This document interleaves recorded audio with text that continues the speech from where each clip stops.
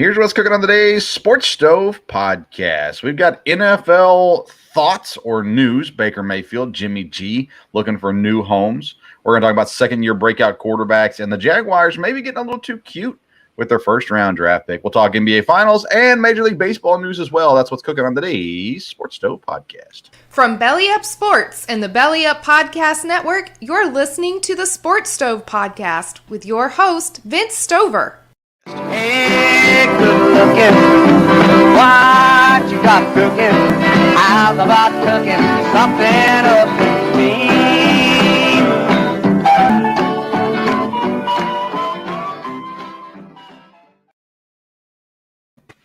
Welcome into an all-new edition of the Sports Stove podcast, presented by In the Clutch, officially licensed apparel from Major League Baseball, NFL, NHL, and the Major League Baseball Players Association, as well as more. So go to intheclutch.com to find your next t-shirt. Use the code SPORTSSTOVE. You get 10% off your purchase. Welcome into a new episode. I'm joined, as I am normally, by my dad, Dale Stover. Dad, welcome back. How you doing?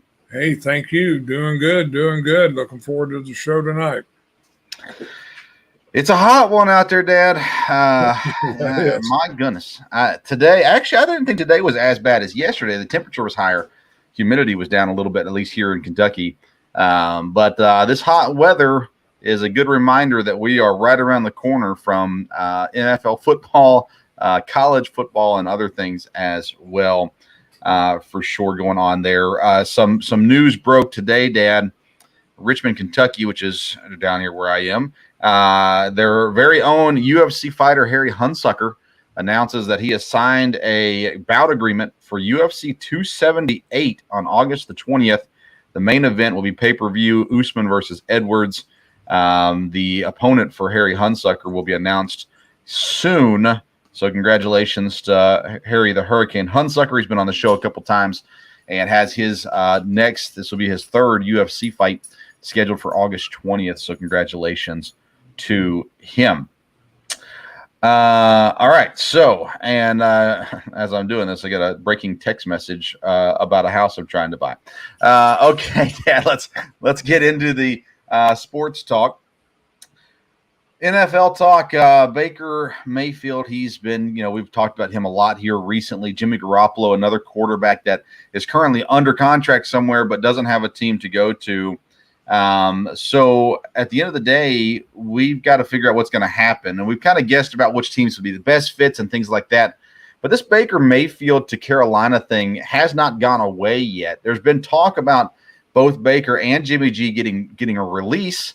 But then today, Jonathan Jones from CBS Sports said that Carolina is trying to get Baker Mayfield in a trade right now as well. I mean, it seems like the players came out and said, we don't want Baker, yet it looks like Carolina's still trying to get him.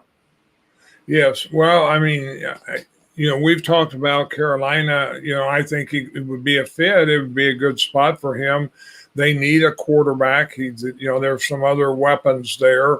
Probably not a super stable coaching situation, but it could be wherever Baker Mayfield goes. He's kind of trying out for the future anyhow. But again, that would be a good division probably to be in this year and be interesting. Yeah, I was thinking we've been hearing, that Carolina said they absolutely were not interested, which usually that means they are interested. So not too surprised about that. But, it'd be interesting to see if they can get a trade work. Sounded like the last deal they're getting worked out is just how much salary, Buffalo would absorb, Cleveland, would absorb. Yeah, Cleveland doesn't want to pay money, which makes sense. They're already paying millions of dollars to Deshaun Watson, who may never play for him. So why would they want to pay Baker Mayfield also when he won't be playing for him? Jimmy Garoppolo, it makes sense that he goes to Cleveland. Actually, I think, they've got Jacoby Brissett. I think Jimmy Garoppolo is an upgrade over Brissett. I don't mind Brissett, but I think Jimmy G is an upgrade over him. Seattle's the other team that needs a quarterback. At least most people think. San Francisco doesn't want him probably to stay in the division, although, if they're moving on from him, maybe they're not too scared of him either. but he does know the team pretty well. So I don't know, what's the most likely for Jimmy Garoppolo? We've talked about different teams. Carolina, again, a team that makes some sense for Jimmy Garoppolo as well. Cleveland, I think, makes sense. Seattle makes sense. But outside of that, I mean, where else can he go? I think if he doesn't go to one of those, then you're looking for, somebody, either a team that is not happy in training camp with what they have, or someone that gets injured. That could be what Garoppolo, waits for or whatever. Like you said, Cleveland would make some sense. Could be a really good spot for him, and definitely they're going to need somebody, I think, at least at the start of the season. Baker Mayfield, if you had to guess right now, is he a starting quarterback week 1 of the NFL season? Yes, I think so. Really? Where do you think? I mean, if he's starting, it has to be basically Seattle or Carolina, right? Yeah, I think this Carolina thing makes sense, and I think he'd be the starting quarterback there. And again, I think Baker Mayfield is a starting quarterback. Is he a top flight star quarterback? Hasn't shown that yet, but he might do fine there at Carolina. And like you said, that outside of Tampa Bay, may not be the strongest division this year. Yeah. What about Jimmy Garoppolo in Jacksonville? It wouldn't be a starting job, and there would be no shot of starting there, with the exception of injury as well. I'm trying to think of teams that he could go to. Miami, maybe. Again, I'm looking just backup spots where he could actually come in and just be a solid backup quarterback for somebody. What about even Cincinnati? Burrow made it through last season, made it to the Super Bowl, but what happens if Burrow goes down? You got to have somebody behind him, right, to go. So what a team like Cincinnati, where you have actually the opportunity to maybe win a Super Bowl, and then if someone gets hurt, you got an opportunity to fill in there, because they got Brandon Allen as their backup quarterback.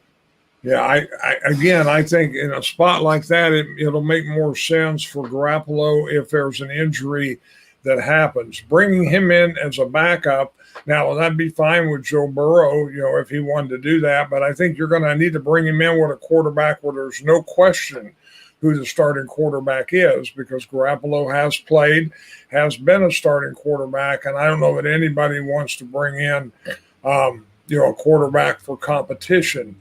So, that'd be interesting to see, and I don't know how interested he is, necessarily, is he still looking for a place where he can be the quarterback, or, will he be happy to be a backup, somewhere? Kind of like Andy Dalton has seemed to work out all right like that, and maybe Garoppolo could too. Same way with Nick Foles. Well, Nick Foles went to Indianapolis. He signed to be the backup for Matt Ryan, so he's there. There's only 2 spots that you can actually compete for a starting job, I think.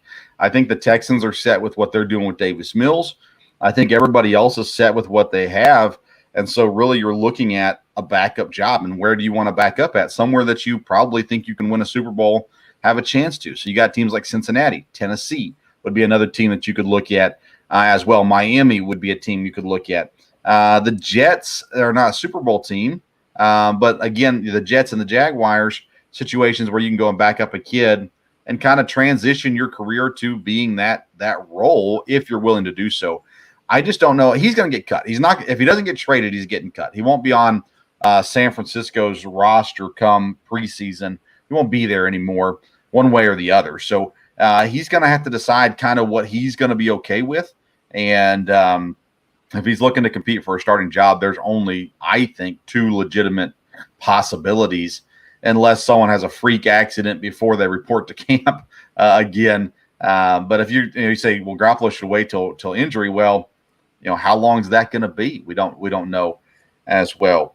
So one of those guys will end up in Seattle, I think. One of those guys ends up in Carolina, I think, as well. Let's see here. Let's talk about keep on the quarterback things. We got an interesting class of second-year quarterbacks. Sophomore year for these guys: Trevor Lawrence, Zach Wilson, Fields, Trey Lance, Mac Jones, Davis Mills, the guys that got starting time last year, come in. Out of those guys, second year possibility. You look at the teams that they're on. Trevor Lawrence, not a great team. Zach Wilson, he's got an okay team. Fields, oh boy, I don't like what the Bears have done this offseason. Trey Lance has an okay team. Mac Jones has an average team. Davis Mills has a horrible team. Out of those quarterbacks, which one do you think is really going to take a bump up, or are you looking for to take a bump up? I think Zach Wilson's one that is most set to have a bump up. Now, again, there's some good teams in his division, but I think things will be going well. They've made some pickups in the offseason. They've done some things with free agency. Seem to be good things with the draft. And I think the Jets, again, it's going to be tough in that division. But as far as a quarterback coming around, I think, Wilson could prove that he is the long-term guy. And to me, that would be, the best shot of the bunch. But I think, they're all going to get a chance to start. So we will see. But I think Zach Wilson, of course, Mac Jones, did great last year, there. So unless he has a sophomore slump, again, like you said, not necessarily on an excellent team, but he would know the system and everything there. I think that would make sense. Trevor Lawrence, I still think is going to be a really, really good quarterback, but I don't know if Jacksonville right now, again, I think Peterson will be a good coach for him. I think he'll have a good year, but I don't know if it'll be as good as the other two. Trey Lance, I think makes sense for, he'll probably get the chance to start and a chance to play and probably will develop a lot. I'm not sure mentally he is there as far as grasping everything with the system and would be, comfortable as maybe some of the other guys would be. We all talked about Justin Fields, at the draft. He probably has as much ability as any of them. But like I said, he's with a mess of an organization. It really is. And there's going to be a lot of pressure. I don't know that he has all the weapons he needs. And there's going to be a lot of pressure put on him, I think, because of the way, the new general manager and everybody has talked. That, and I think he'll be a really good quarterback. And if they'll tailor the system around him, then that will work. But I'm not sure there's going to be a lot of patience there. I think there may be a lot of pressure, and that may force his hand, earlier than he needs to be. Davis Mills will not be on a good team, but he might be a guy that could take a step up. And you can look at him at the end of the year and say, hey, Davis Mills is going to be a quarterback. Yeah, definitely. And he's going to have to be this year unless he, if he doesn't, he loses his job because they're going to draft a quarterback number 1 overall next year, unless he can get them to win, 6 or 7 games and have to be the 3rd or 4th or 5th pick in the draft because the top 2 picks are going to be quarterbacks more than likely in the next draft. Let's kind of go through them. Trevor Lawrence, Jacksonville. I like what Jacksonville did in the offseason. They've kind of helped out their offensive line a little bit, bringing in Brandon Sharf.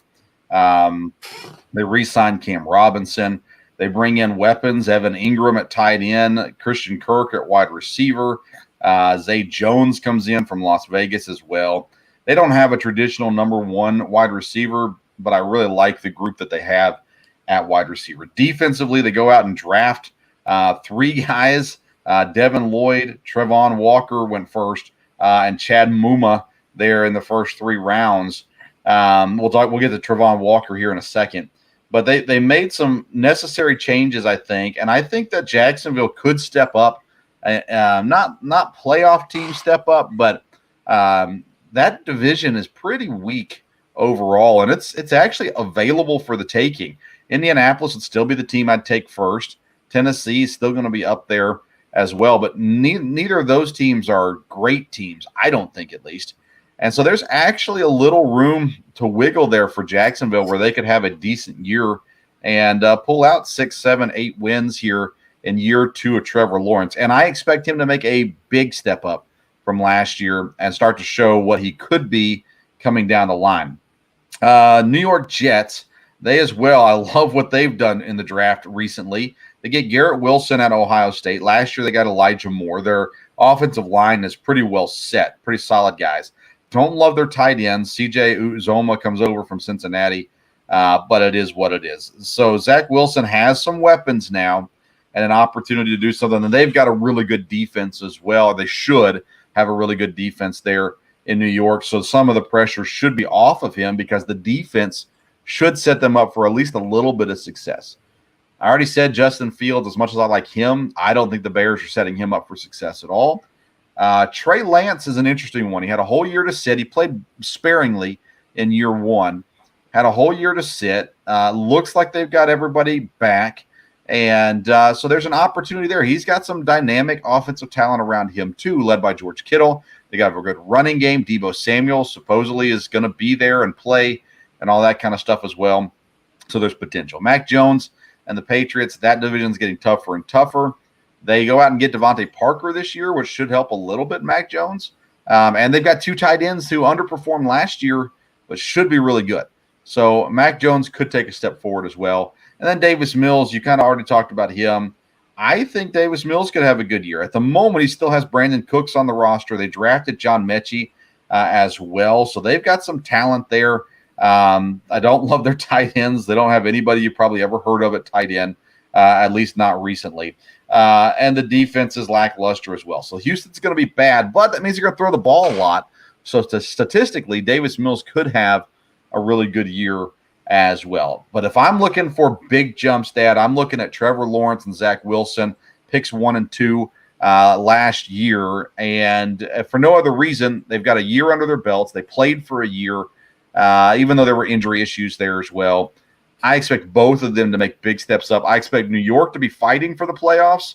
I expect Jacksonville to be much improved in their record as well. And just to see Trevor Lawrence, like I said, starting to show that he is that next superstar quarterback, like everybody compared him to Andrew Luck. I think we have to start seeing that already this year. What do you think on that?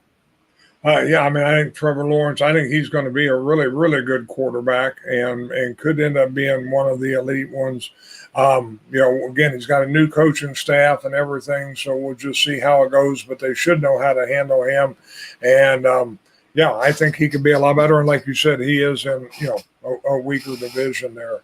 And like I said, I think Zach Wilson's set up for a good year too. So it'll be interesting to see how these second-year guys do. And like you said, as the year goes on, it'll be interesting, the pressure on quarterbacks because of the draft this year. There should be a lot of good quarterbacks drafted or to draft. And, that may put some added pressure on several quarterbacks. Jacksonville had the first overall pick this year in the draft. They go with Georgia outside linebacker and Trevon Walker. Everything you heard about him before the draft, what was the general belief that he was going to be in the NFL? What was his main role going to be? It would be probably as an edge rusher. Again, he had just great physical attributes. And it was a little bit of a surprise that he jumped up to be the number 1 pick. But he was, and he just, he's got a lot to work with. So if he's coached correctly, he's got the physical attributes. So I read on, I believe it was Yahoo. I'm trying to look it up now and I can't see it. I can't find it on here. I'm pretty sure it was Yahoo Sports earlier today that the plan, Jacksonville is planning on using him as a stand-up outside linebacker. So more of a traditional outside linebacker as opposed to just a pure rusher. He's a big boy. He's athletic, no doubt about it. It almost feels like Jacksonville's trying to get a little cute with what they're doing with them. They're trying to prove just how right they are. Of course, they got Josh Allen on the other side that'll be rushing the quarterback, and he's a very good pass rusher as well. But they're already kind of changing what Walker is known for versus, what they're going to do with them. And I guess you got to do that to some degree in college football, but you would think if you take a guy number 1 overall that you would be looking to, do with what he's known for doing, right? Yes, I read the article you're talking about too, and what Caldwell is the defensive coordinator, and what he says is the position they call outside linebacker is one of the key positions, in their defense, and they're trying to get him in a spot where he can do what he does best. So again, I'm not a defensive coach, so I don't know, and I don't know what scheme they're trying to run, but I would think they're going to try to maximize Pravon Walker the best way they can. And whether you call him an edge rusher or an outside linebacker, I don't believe they're going to have him dropping into coverage all the time for sure. But again, he's got physical abilities. I've read where he's really, soaking up all the reps he can get. I think his attitude is good. And, again, if Caldwell, I think, would know what he's doing, then, we'll see how it works out. Yeah, it'll be intriguing to see how he buys into the role as well. We've seen not always as rookies. You say he has a good attitude. He better have a good attitude. He's the number 1 overall draft pick. But yeah, I like Josh Allen on the other end as well. He'll be rushing the quarterback. He's had success early in his career as well. Sometimes I feel like guys try a little too hard, but again, they're getting paid a lot of money to make these decisions. So. And Caldwell's a good coach, so you'd like to think that he knows what he's doing. As I want to see Jacksonville do better. I like a lot of the players on their team. I'd like to see them have some success. Do you think Christian Walker can be a true number 1 wide receiver, or Christian Kirk? That was a little bit of a stretch. He is a very good wide receiver. We've talked about him in fantasy football a lot, and I think it's a little bit of a stretch, but like I said, wide receivers, the way they're getting paid this year and everything is kind of crazy anyhow. I think he can be a very good wide receiver. Really depends how they, you have them on running backs and how they can use him from there. So I think he can have a good year. I don't know that he's one of the, top 10 wide receivers right out of the box. No, he's not one of the top 10. I wouldn't say. One of the big news things right now is they're kind of getting closer to the season, so there's some contract disputes going on. Terry McLaurin is one of the guys that's been talked about in the news a lot recently, saying he's not going to show up till he gets a contract. I was curious, Dad, kind of your thoughts on how you feel about players holding out. We don't have a whole lot of players that hold out into the season. There are players that hold out through preseason for a time. That's a little more common. But camp's coming up here pretty soon. Preseason coming up here pretty soon.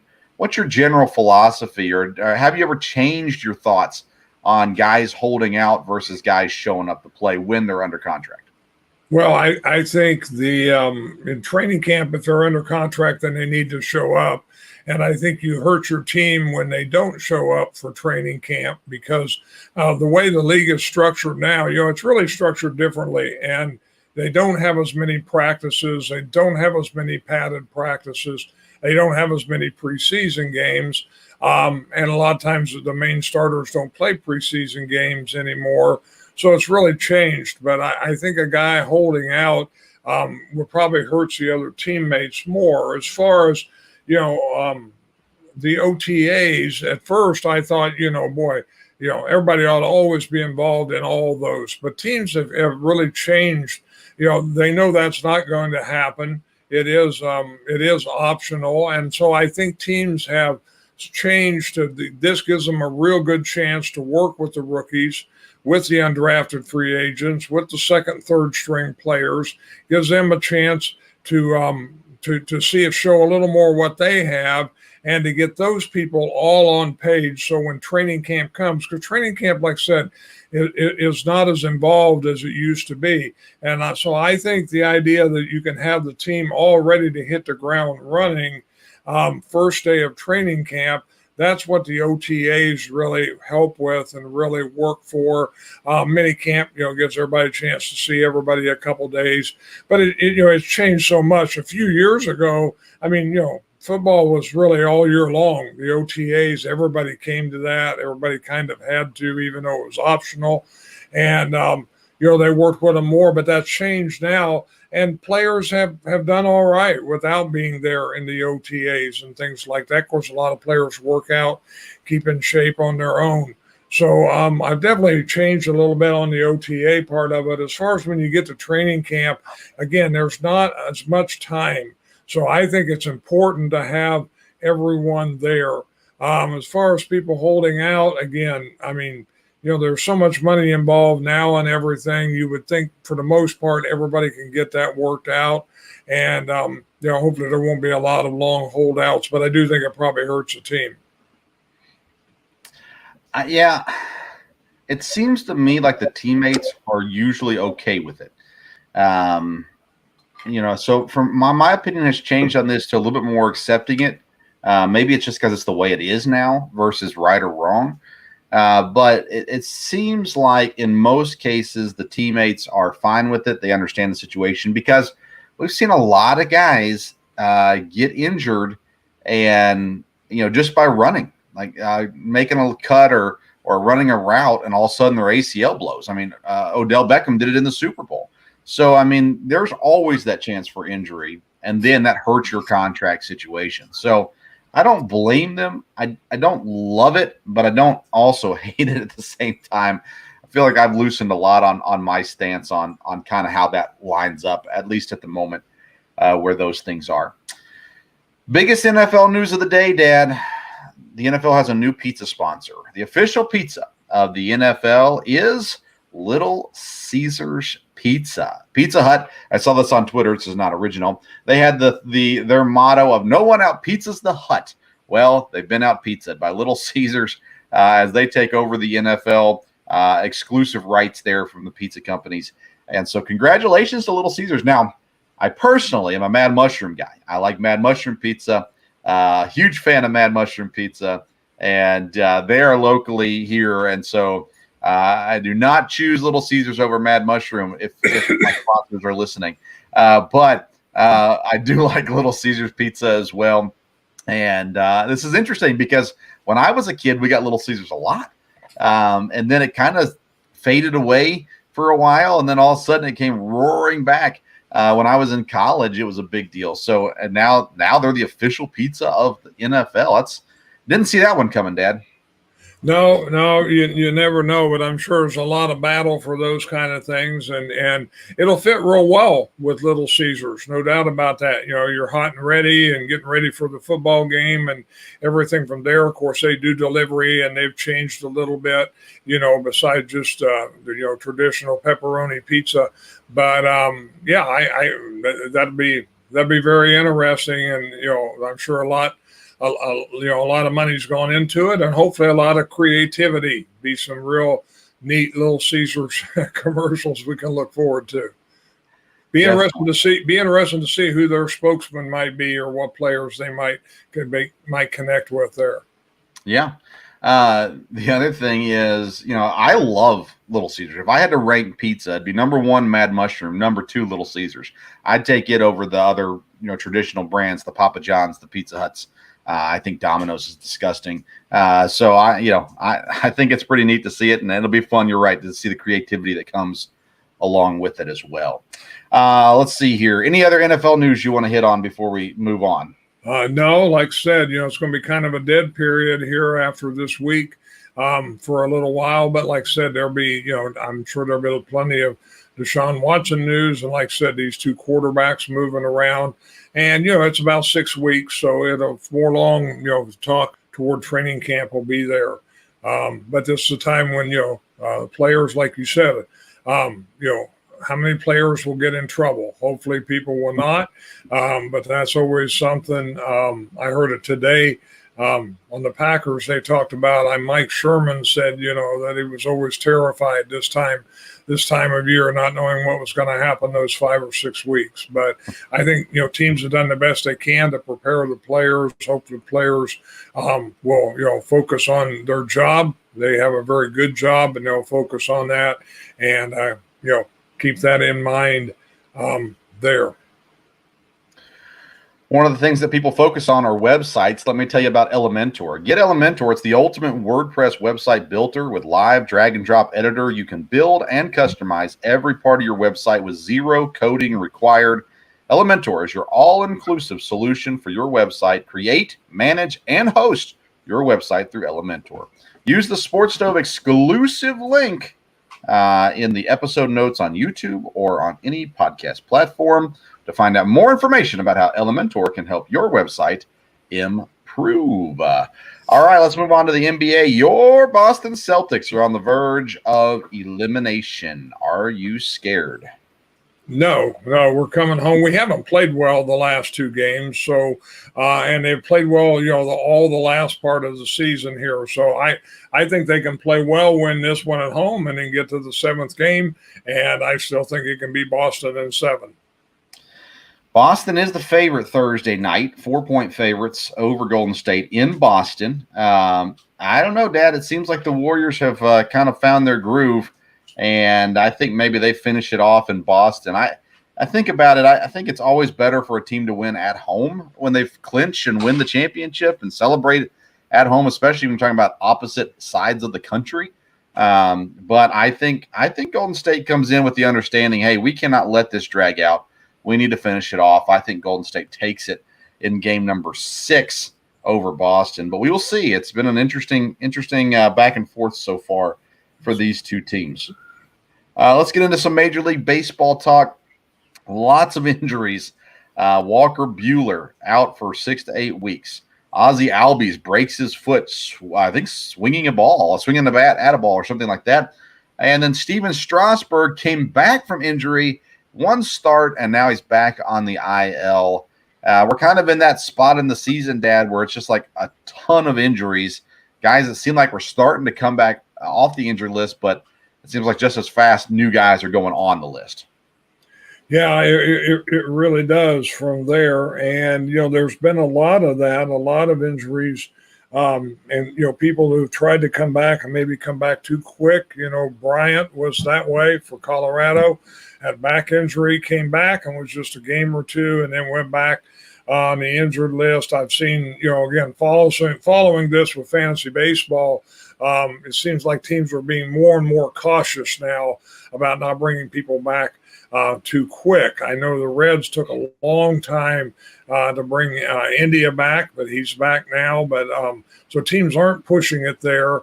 And especially at this time of the season, that makes sense. There's still a lot of the season left, from there. So I think that makes some sense. But yeah, these injuries, it's really been crazy. And it's, as you know, of course, you're in fantasy baseball too. It's made it really exciting. And some of these guys have been out. Some of the ones on my team have been out quite a while. But you keep hearing, hey, we're not going to rush them back. And so we'll see. With the players when they do get back, they're getting close to the All-Star break now. Can they finish the rest of the season? A couple big streaks going on in Major League Baseball right now. The Atlanta Braves now on a 12-game win streak as of this current recording. They're playing a game right now as well. But 12-game win streak. The other teams in the East finally stopped their win streaks. And how long are they going to go before they lose a game, Dad? I don't know.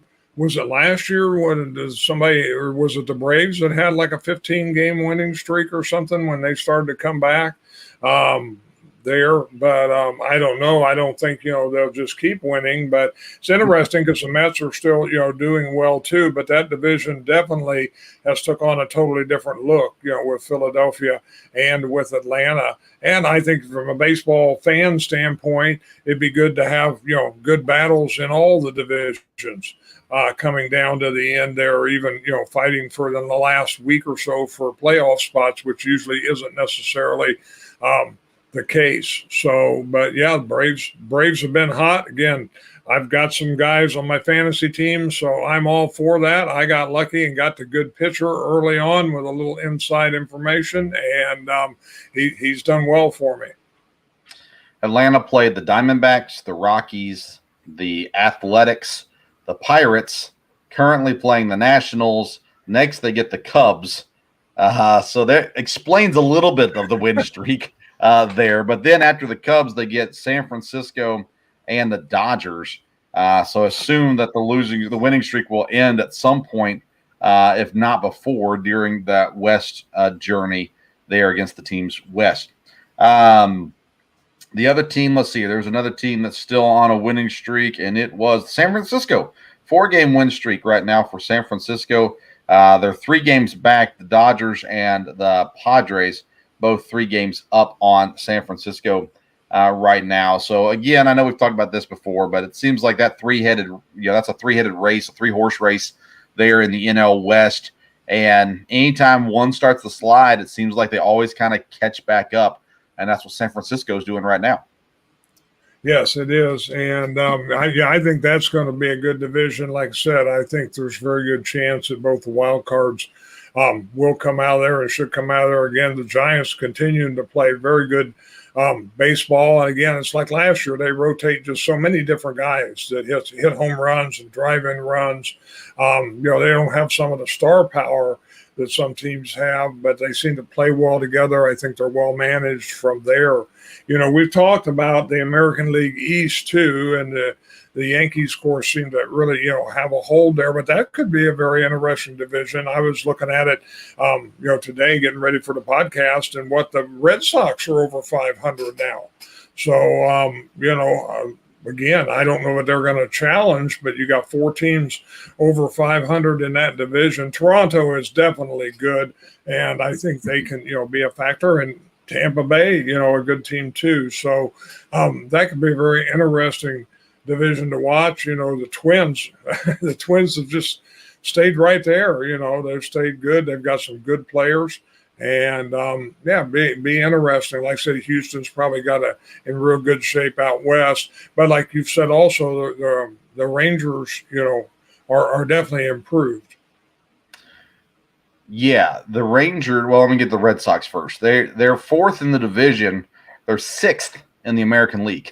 so even though they're struggling in their division, they're doing well compared to the rest of the American League. Texas, though, was the team I wanted to go to next. 29-31, so they're still under 500. They are on a 3-game win streak. This is a team, again, they made moves in the offseason, bringing in Marcus Semien, Corey Seager.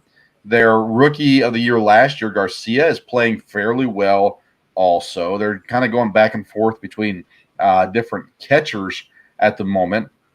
Pitching-wise, they've actually kind of held their own to some degree. They don't have great win-loss records, but they're not pitching horrible either. Actually, their main pitcher, the guy that's doing the best for him, Martin Perez, he's having himself quite the season, a 2.45 ERA.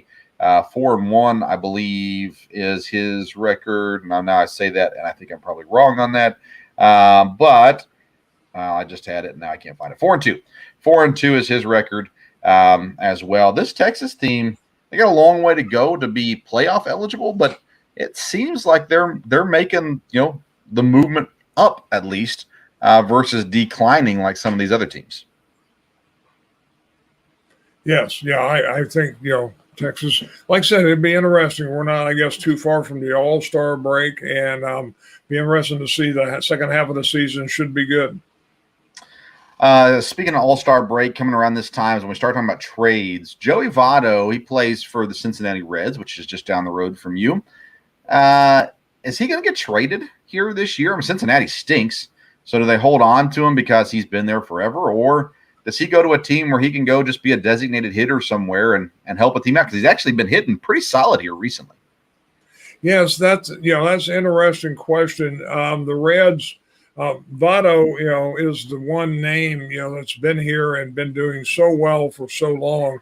So the idea, I don't know. I think things have calmed down a little bit with the fan base here, but I'm not sure what would happen if they got rid of Joey Votto.